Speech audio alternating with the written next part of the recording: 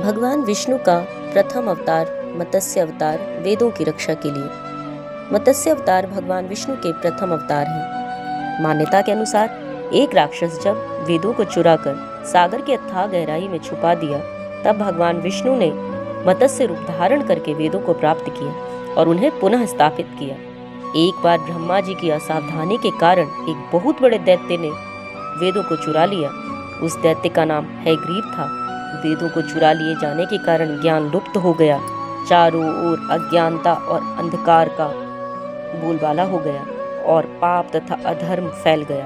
तब भगवान विष्णु ने धर्म की रक्षा के लिए मत्स्य रूप धारण करके हयग्रीव का वध किया और वेदों की रक्षा की।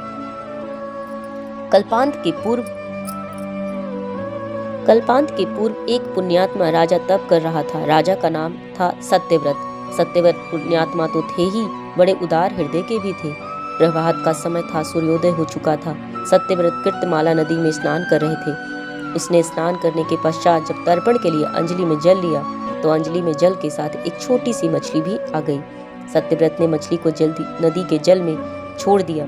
मछली बोली, राजन, जल के बड़े बड़े जीव छोटे छोटे जीवों को मारकर खा जाते हैं। अवश्य कोई बड़ा जीव मुझे भी मारकर खा जाएगा। कृपा करके मेरे प्राणों की रक्षा कीजिए। सत्यव्रत के हृदय में दया उत्पन्न हो उठी। उसने मछली को जल से भरे हुए अपने कमंडल में डाल लिया। तभी एक आश्चर्यजनक घटना घटी। एक रात में मछली का शरीर इतना बढ़ गया कि कमंडल उसके रहने के लिए छोटा पड़ने लगा। दूसरे दिन मछली सत्यव्रत से बोली, राजन, मेरे रहने के लिए कोई दूसरा स्थान ढूंढिए, क्योंकि मेरा शरीर बढ़ गया है। मुझे घूमने फिरने में कष्ट होता है। सत्यव्रत ने मछली को कमंडल से निकालकर पानी में भरे हुए मटके में रख दिया। यहाँ भी मछली का शरीर रात भर में ही मटके में इतना बढ़ गया कि मटका भी उसके रहने के लिए छोटा पड़ गया।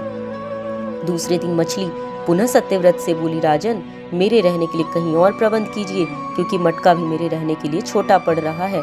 तब सत्यव्रत ने मछली को निकालकर एक सरोवर में डाल दिया, किंतु सरोवर भी मछली के लिए छोटा पड़ गया। इसके बाद सत्यव्रत ने मछली को नदी और फिर उसके बाद समुद्र में डाल दिया।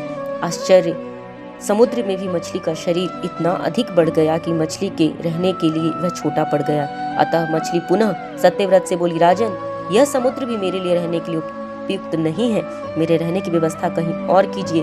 अब सत्यव्रत विस्मित हो उठा। उसने आज तक ऐसी मछली कभी नहीं देखी थी।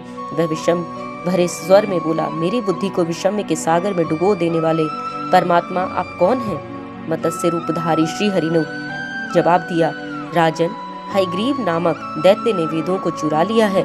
जगत में चारों ओर अज्ञान और अधर्म का अंधकार फैला हुआ है। मैंने हयग्रीव को मारने के लिए मत्स्य का रूप धारण किया है।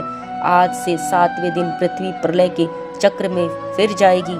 समुद्र उमड़ पड़ेगा, भयानक वृष्टि होगी, सारी पृथ्वी पानी में डूब जाएगी।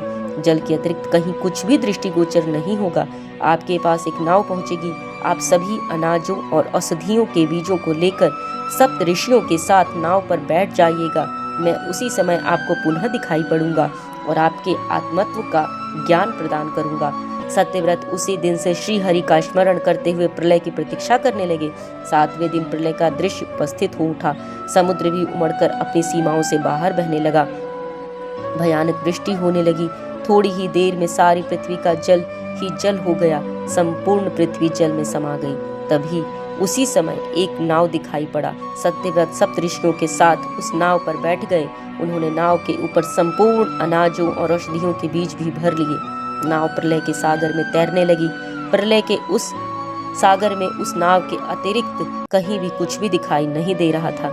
सहसा मत्स्य रूपी भगवान प्रलय के सागर में दिखाई पड़े।